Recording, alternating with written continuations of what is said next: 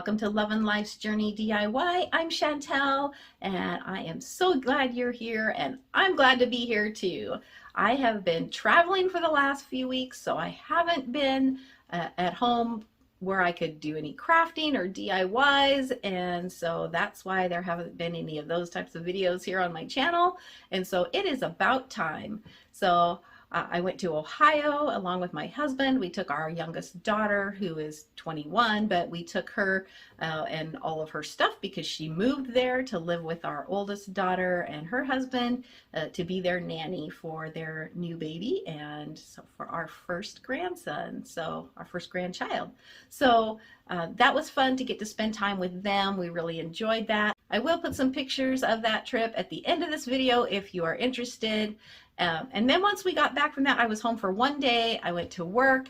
Then the very next day, I left for another week to go to Branson, Missouri for a leadership conference for our church. So it has been kind of a whirlwind. I'm excited to be home now and getting back into the routine of just work and doing DIYs and posting videos. So today's DIY is a dupe of something I saw on Wayfair's website, and it was quite expensive, and I just had the idea to recreate it using these peel and stick wall tiles from Dollar Tree. So this is a really budget-friendly DIY, and so let's jump in and get started. Here's a picture from the Wayfair website where I got my inspiration. These tiles are bigger than what I'm going to be making, but still $147 for a set of 4 seems pretty pricey. And you certainly could make larger ones than I'm going to do today using these 12-inch self-adhesive wall tiles from Dollar Tree. I am just going to use 2 of these today, and I'm also going to use 2 of these fall wall decor pieces that I had on hand. Dollar Tree carries these pretty much year-round, just in different styles. And you'll see in a minute that these are the perfect size to use for this. So I'm going to take out my wall tile, and it's just a real flimsy piece of plastic. It has a peel-off part on the back for your adhesive. And then I am going to take my little box, and you can see this is the perfect size. It fits that center square just perfectly. So I'm going to prep my box. It has a little raffia bow on it, and then the words have an actual kind of raised glitter effect to them. So I'm going to remove that bow, and then I'm going to use some sandpaper and just sand this until it is smooth.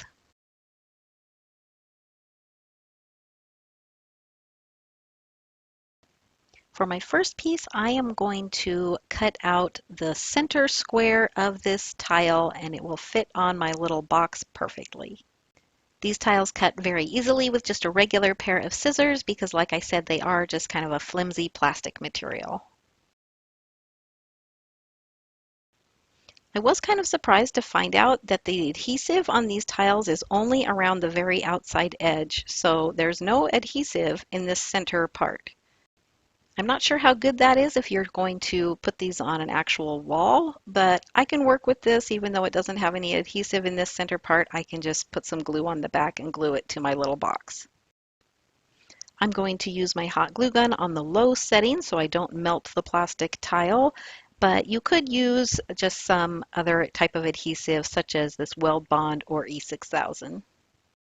For my other tile, I am going to cut out the corner so that I have a different pattern because I want these two to be different. So I'm just going to cut out the corner of this tile, which means you could make 4 tiles out of this one self-adhesive sheet, which is really cool. Since I didn't have an exact line that I was cutting on for this square, I am using a ruler and a thin Sharpie marker just to draw a nice straight reference line so that I know right where to cut.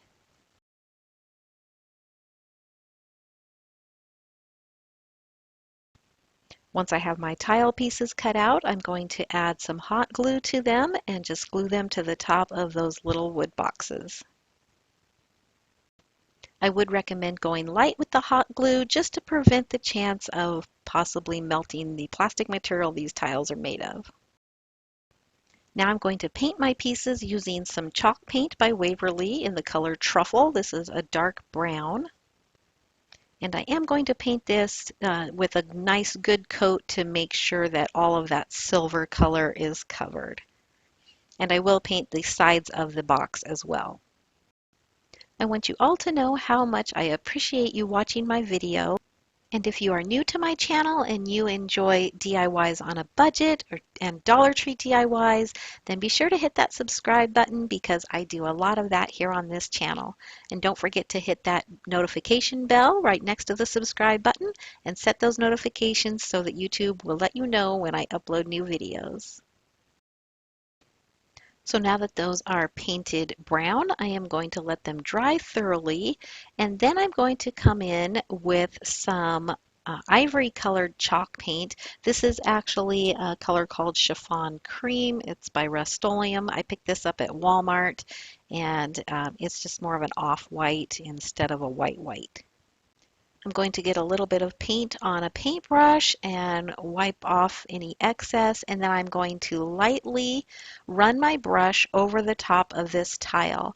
I'm going to go in the same direction, so you can see I'm just going back and forth in the same direction, and I'm going to let the raised areas of the tile pick up this ivory colored paint. This is really going to bring out the design on the tile, and honestly, it's like really fun to see it kind of come to life. When you're doing this, you want to do it with a dry brush and you want to use just a little bit of paint because you can always add more, but if you get too much, then you're probably going to have to start over and paint brown over the top and then let that dry and start over again. So start light, and if you want to add more, then you can add more. Look how great this looks. I love how this just brings out that design and just makes it pop. And then I'm going to do the exact same thing with my other tile. Since I'm going to be putting these together as a set, I want to try and get the white paint on the second tile to be pretty much the same as the first tile. And as you can see here, my first one is a little bit darker on the white, so I'm going to add a little bit more to the second tile.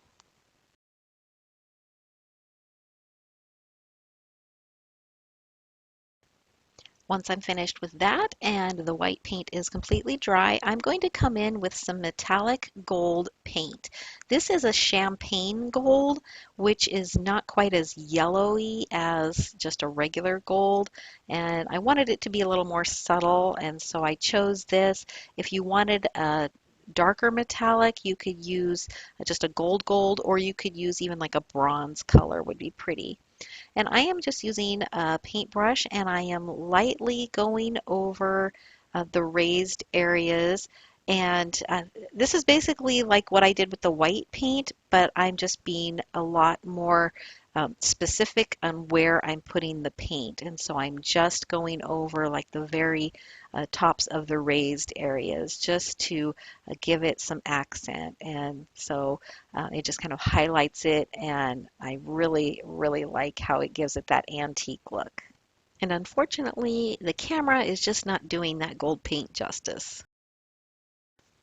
And again, I would start light. You can always add more. I actually did 2 coats. I did a light coat, let that dry, and then I went over and just added a little bit more.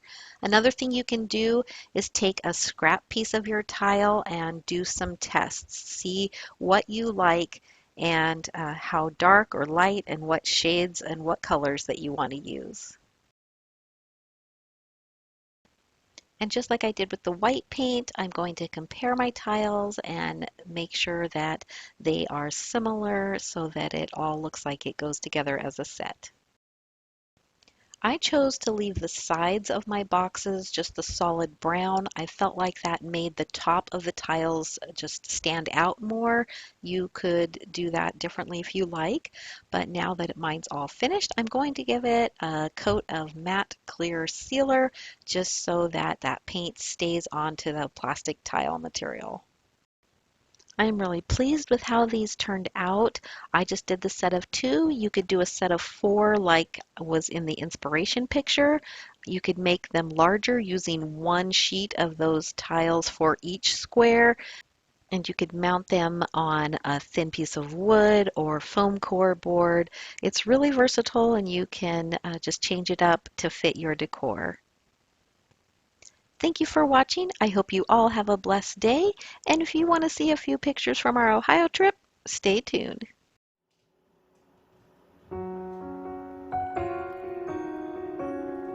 Yes, that is all her stuff. Chris and I have 1 suitcase between us, and this is all Emily's.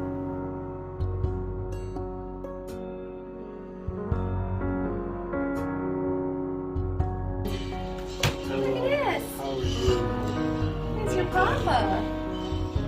You are beautiful. Oh, You're he's so smiling for You you. did smile. Oh, he likes you. I love you and I don't even know you yet.